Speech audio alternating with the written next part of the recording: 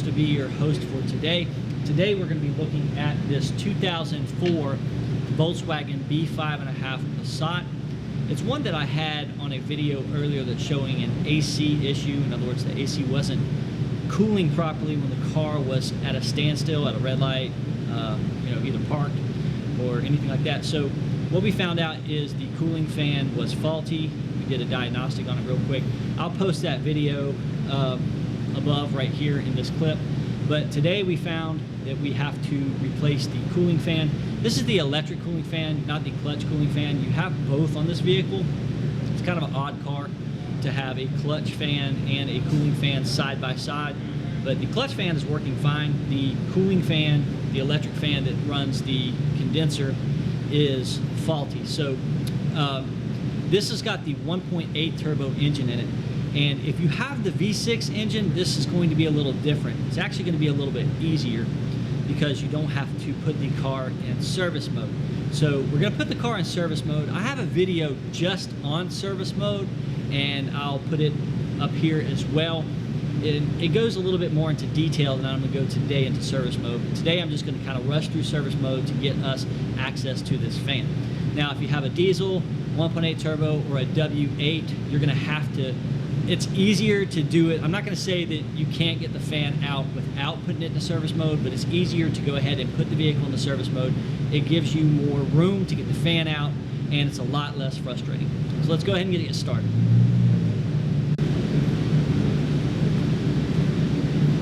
All right, so first thing we want to do is get this air snorkel out of the way.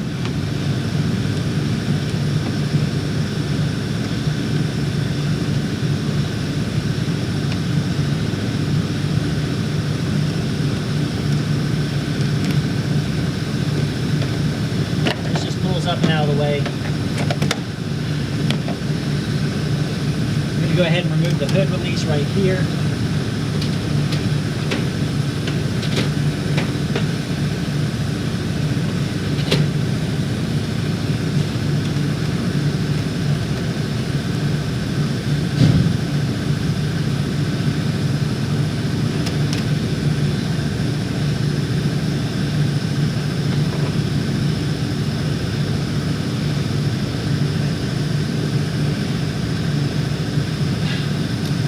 And remove the grill.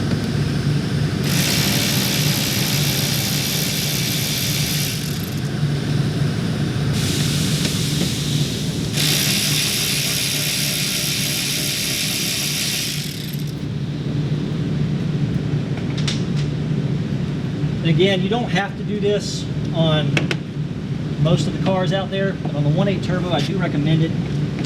It just makes things a lot easier.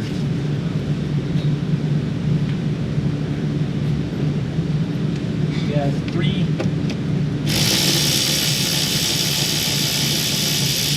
T30s right here. 4 T30s.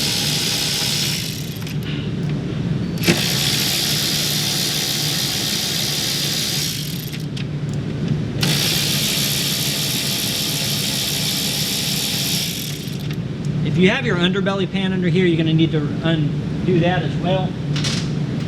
Mine has been missing for quite some time, and probably yours is too.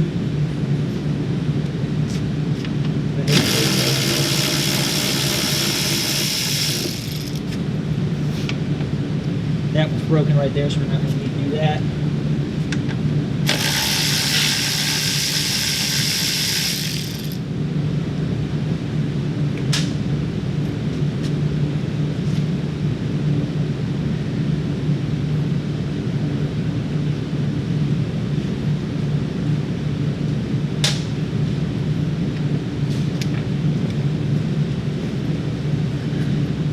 You have some T20s in the wheel wells that need to come out.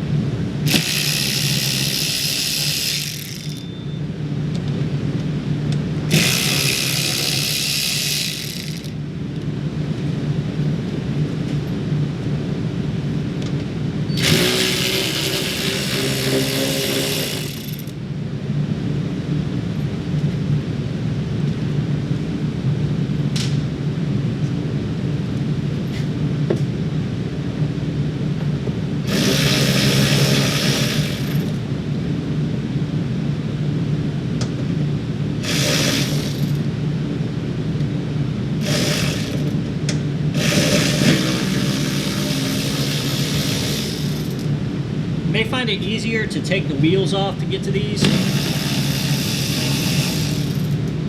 you have the wheels off already, then I would definitely leave them off for this part.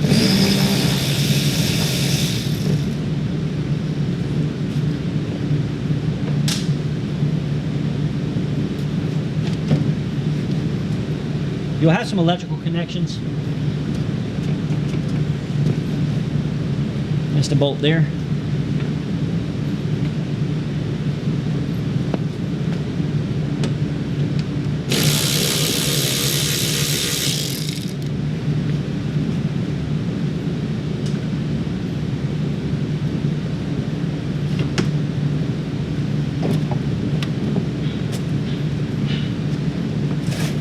Have your electrical connection for your side marker and your fog lights if they're equipped. Go ahead and unplug those.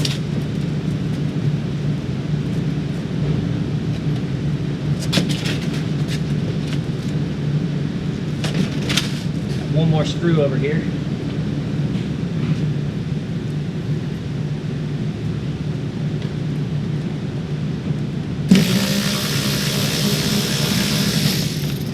Always an extra screw in there.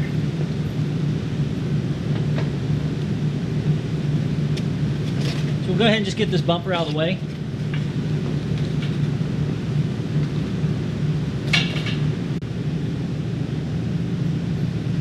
Next, we're going to get this plastic piece right here out of the way. There will be some T30s down there. You may have to use an extension on.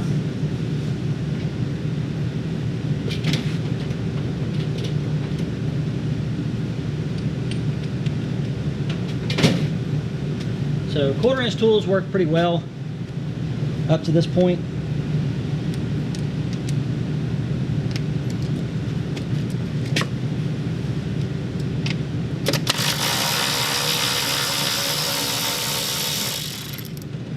So this is the bumper reinforcement we're removing right now.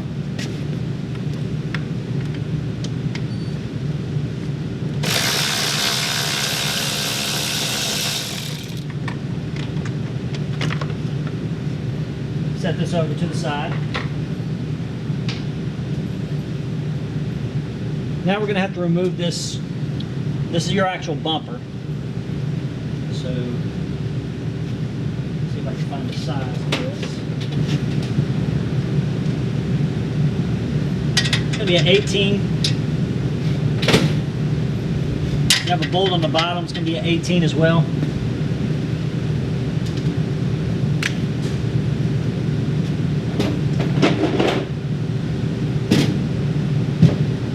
You need to get something to hold the top of the bolt while you take the bottom out. You can get a wrench, a pair of pliers, just something to grip on that bolt just to hold it still. There's not a whole lot of tension on it.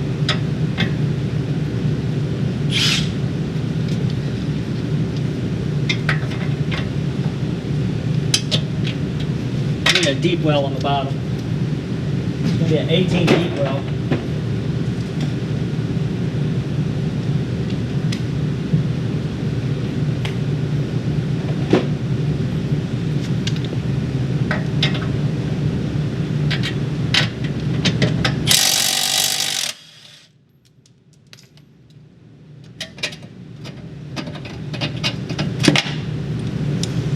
Some pretty long bolts here.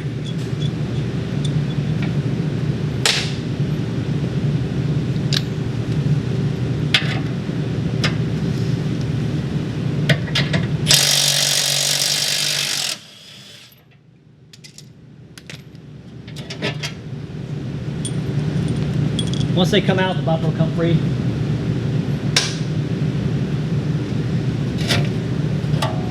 Just lay this out of the way.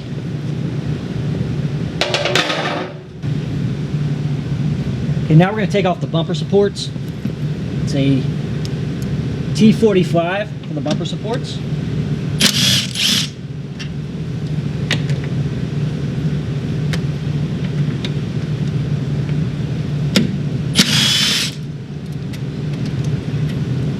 There's a little 10mm nut that's holding them together and holding them onto the radiator supports. You can leave those in.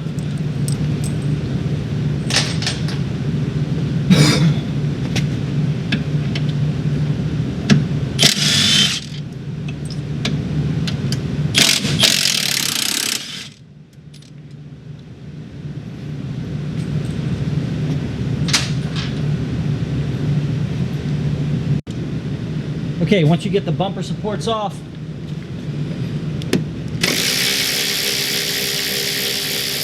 it's a T30 right here at the corner. And there'll be a T30 right here holding the water bottle. Take that off.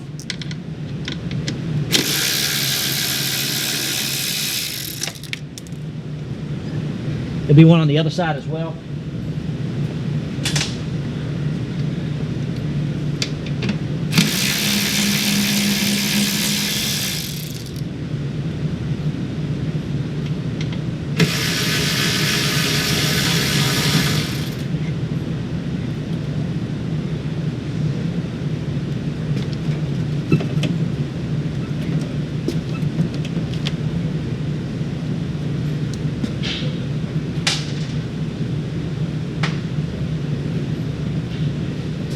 Couple of more.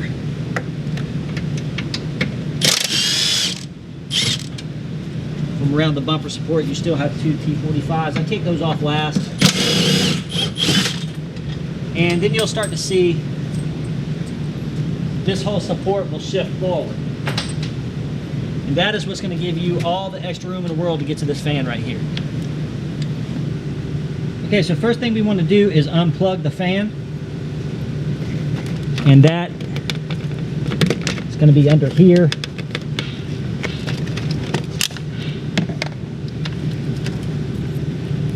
Right here. All right, now it probably has some zip ties and stuff we're going to have to cut and take all these cables and route them all the way to the fan. All right, so we have the fan here. We do have one small screw that kind of holds it still. It's a Phillips head screw. Just take you a small screwdriver and get in there. That's all it is right there.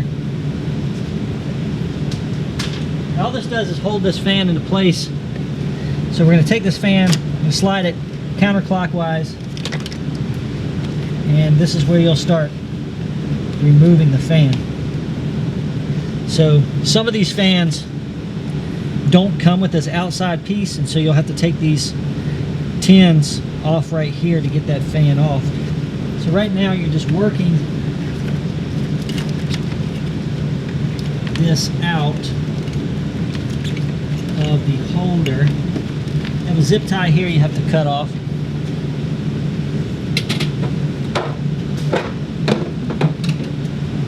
So we'll grab our snips here, cut this zip tie off.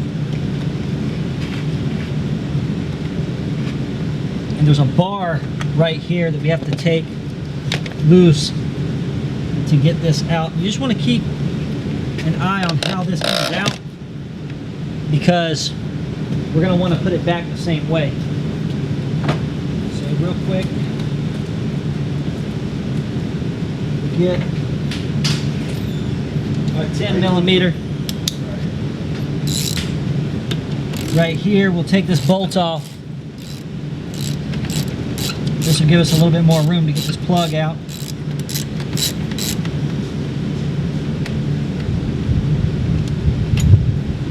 This bolt right here. Move this out of the way. And our very, very long plug will come out. And here's our fan.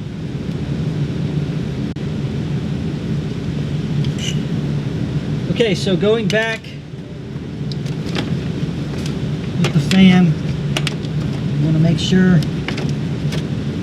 that it's clocked correctly.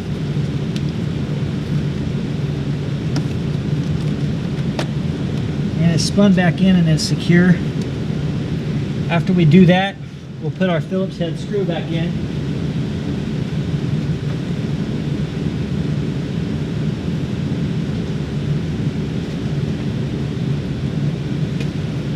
All this does is just keep it from vibrating loose.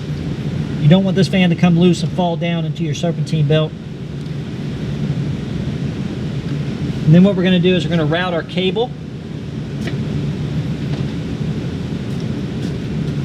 back on the other side of this bar.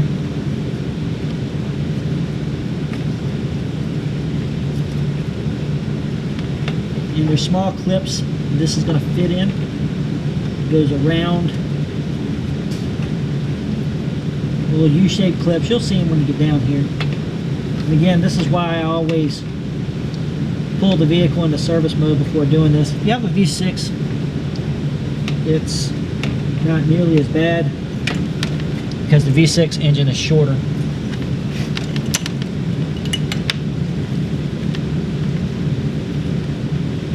Just a lot less aggravating. And if there's any less aggravation I can do working on the car, I'm all for it. I'm going to route this up back to where this zip tie was. We'll replace that zip tie here in a minute. I'm going to reroute the wires. Saw that I didn't really get a good picture of this. Over here. And I'm going to put another zip tie in. It's always good to have these zip ties laying around. You can get a pack of them pretty cheap. Zip tie it back into the holder.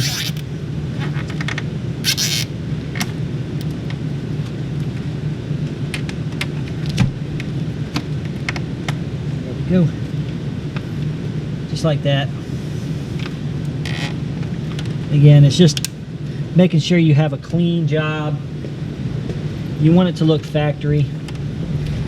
And of course, we're going to put this cover back on like it's supposed to go there. And then we're just going to put the front end of the car back together.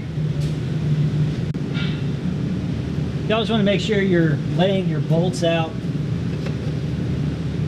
in the proper order. You have to bolt this bar back to the front. It's just a brace bar for the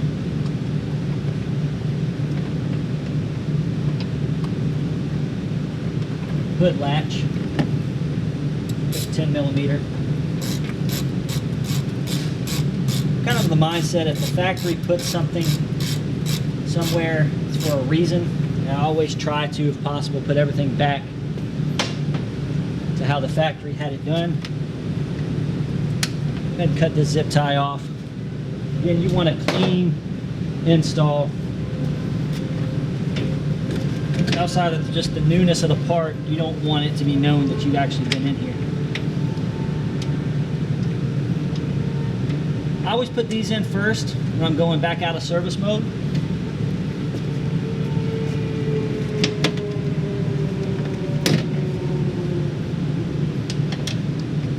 I don't really tighten anything up until I have the bolts for the bumper struts all in.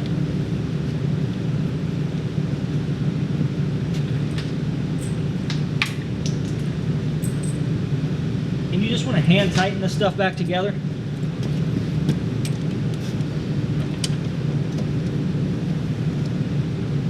You may have to have a friend help you. I can normally handle it myself. If you don't have a friend, if you're having a hard time lining this up, you can put a floor jack underneath, and that can help take some of the weight off of this front assembly. Definitely want to put this back the way it came. This kind of controls the front end and how it aligns with the bumper. So it's going to give you a cosmetic change if this is off.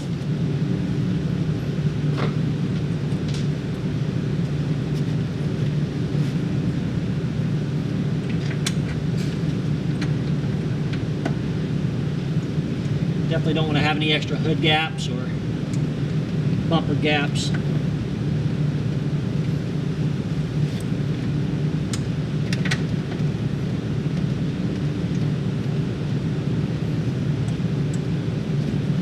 Again, you just want to kind of hand thread these in. You want to make sure that they all line up pretty good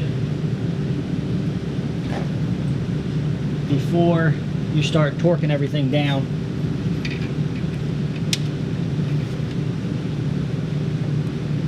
There's no bolt hole over here. There's one over here though.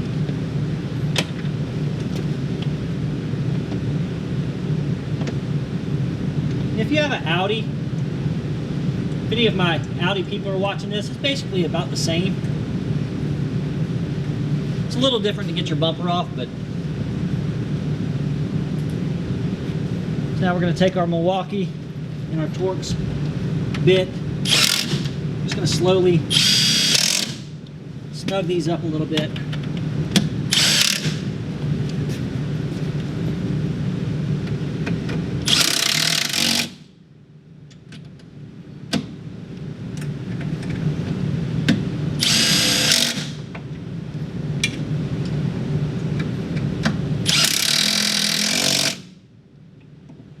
Not putting a lot of pressure on these, just enough to get them in there. And then I'm going to come back through, give them just one last blast. Then you have some T30s over here on the corners. These should fit in fairly easily.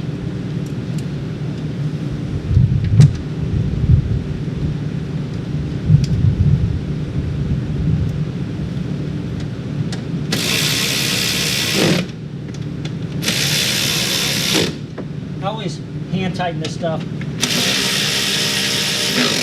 before I put any power tools on it. Reduces your chance to cross thread anything.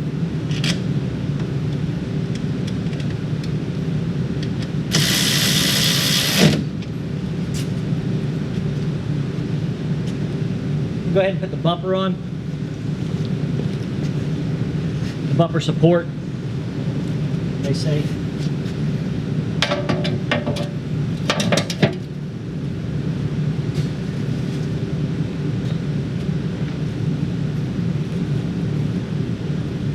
You want to put these bolts facing down. It's just the way they come from the factory, so that's the way I normally put them in. I normally put both bolts in. If the car's ever been in an accident, you may find this a little bit difficult.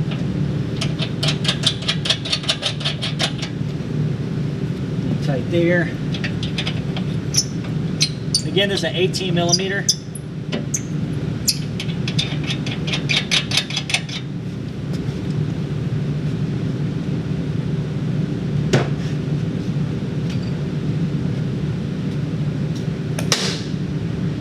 I'm using a Milwaukee Fuel M18. I'm not much on electric impacts, but these are awesome.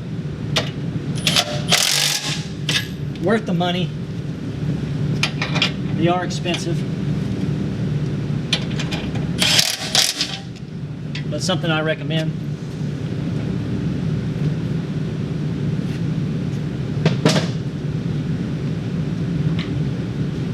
Now we're going to put on the support here.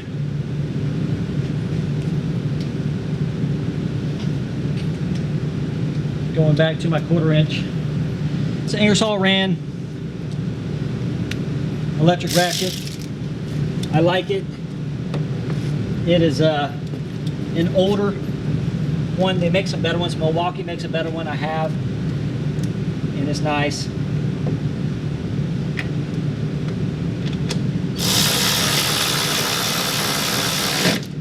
Not a whole lot of torque, but again, enough for what we're using it for right now.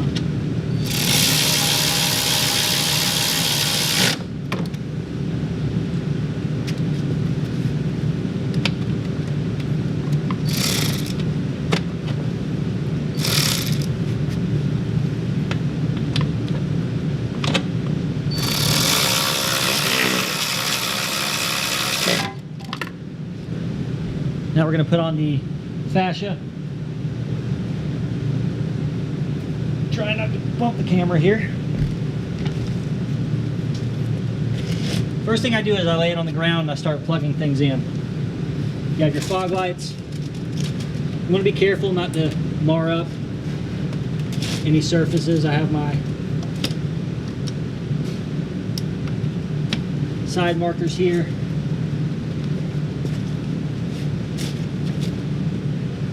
you have a friend, this is a lot easier, but again, you can do it by yourself.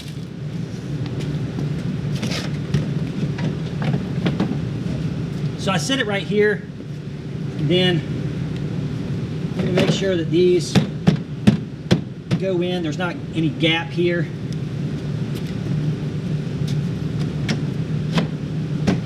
Just like that.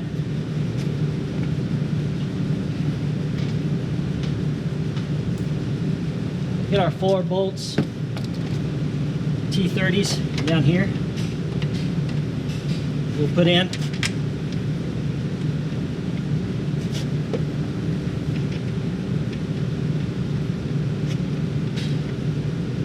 And at this point, if you wanted to test the fan to make sure it was good, you can do that.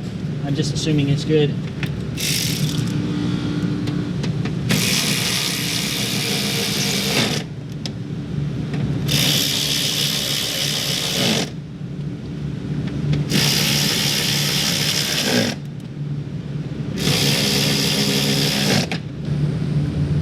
Okay, so we're going to go ahead and put our grill back in with our bolts here. We'll reconnect our hood, pull.